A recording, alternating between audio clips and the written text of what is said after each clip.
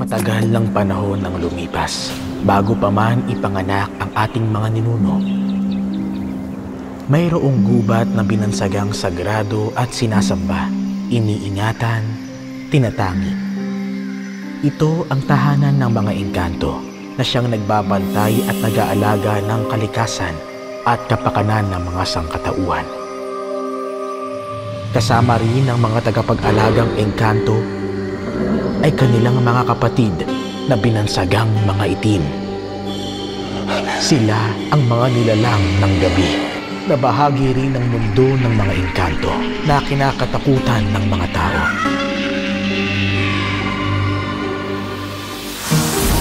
Ngunit dumating ang panahon na naging marahas ang mga tao sapagkat inakala nilang nasa kanila na ang lahat ng lakas at katalinuhan. Ang sigaw nila, "Di na natin kailangan ng Panginoon para ipagtanggol tayo! Kaya na nating mabuhay nang wala sila!"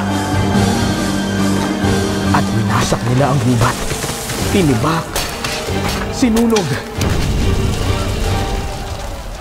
At dahil dito, nawalan ng tirahan ang mga engkanto.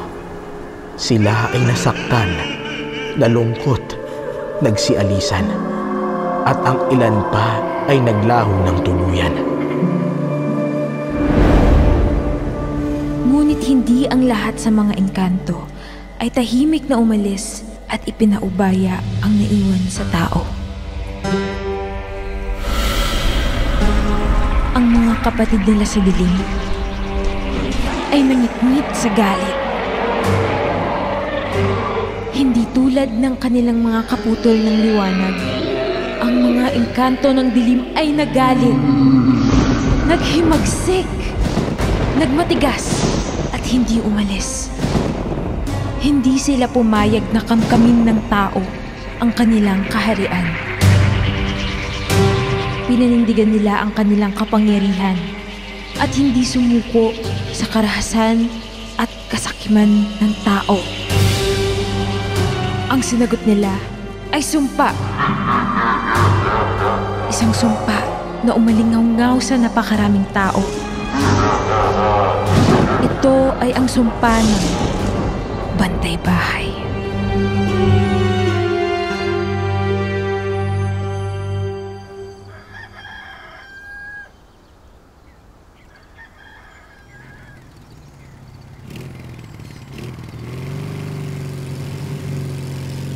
Sana ka, babe?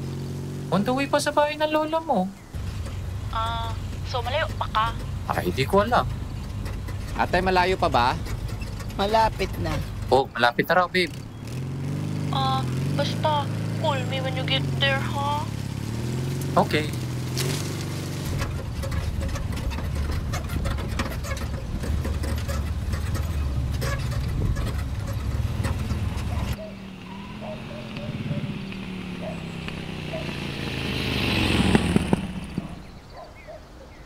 Dito na po tayo.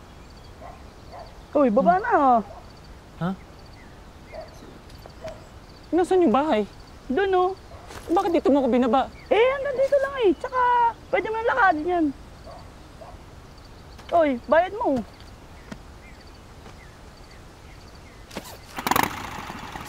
Oh, keep the change. Keep the change na. Sandali lang. Ingat ah. Ang sukal nito, baka mamaya may ahas pa dito eh. Uy! Uy! Ate! Ate! Kuya! Iniwan talaga ako. Wow.